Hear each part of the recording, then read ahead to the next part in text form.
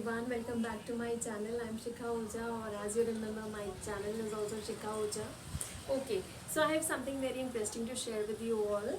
Actually, artist mein hu hi, and we get order works also. So this time I got order of 4 ceramic plates, and I made them. And this video is about that only. Like I will share the process and everything.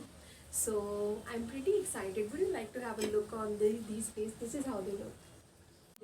This is also one design. Ta-da! And this is also one. This is beautiful, isn't it? Okay, so let's start with the video. Hey, क्या मैंने तुम्हें याद दिलाया? सबसे important काम, channel को subscribe करो और लाइक बटन भी दबाओ और कमेंट्स तो कर दो please. So hi and welcome again. So I'm just going to now share directly the process with you. So this is how you start. Basically, you buy a clay plate from the market. You can buy any kind of plate.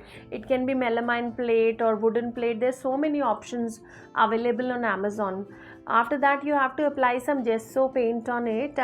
If you don't have gesso, you can just put some white acrylic paint also, and it gives a very nice shine. Then you coat it with the whatever color you want, and that again needs to be acrylic paint only. So I have done the base coat and I'll let it dry for say at least 2 days. After that I am going to start my motifs. Now with acrylic paints, the trick is to let it dry completely, then the brush really smooths flows really smoothly. That is the trick basically. Okay and आप 0 number का या 000 number का brush जिसमें भी आप comfortable हो उससे आप पेंट कर सकते हैं. It really helps you with the intricate motifs. Now this one is inspired by blue pottery motifs.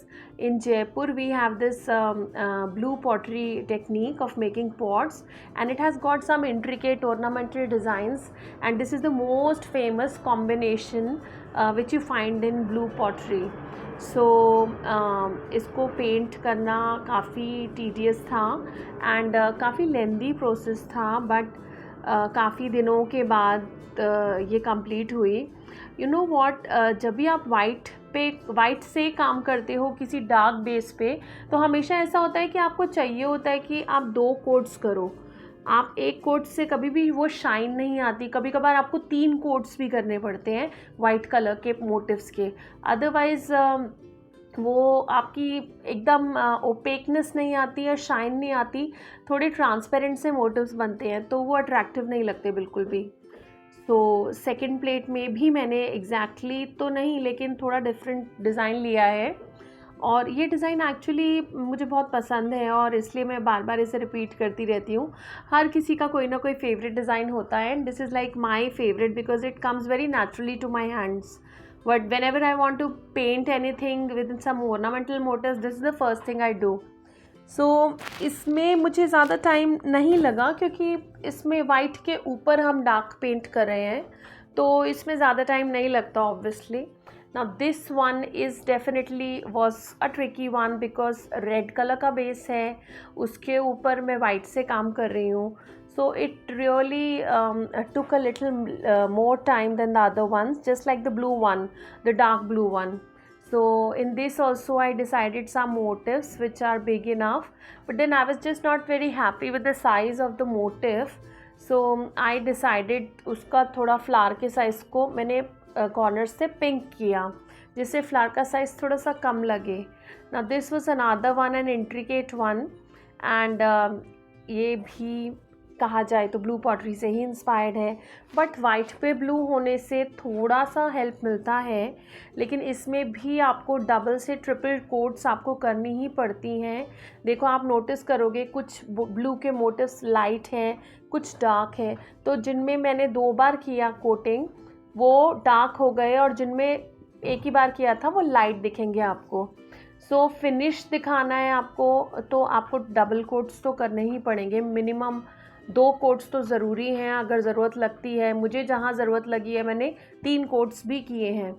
So intricate काम है, तो आप आराम से कॉफ़ी एंजॉय कीजिए, या आजकल गर्मियाँ हैं तो आप कुछ शेक्स या कुछ ऐसे ड्रिंक्स, फ्रूट जूसेस वगैरह साथ में रखिए, एंजॉय कीजिए और धीरे धीरे धीरे आप ये काम करते जाइए।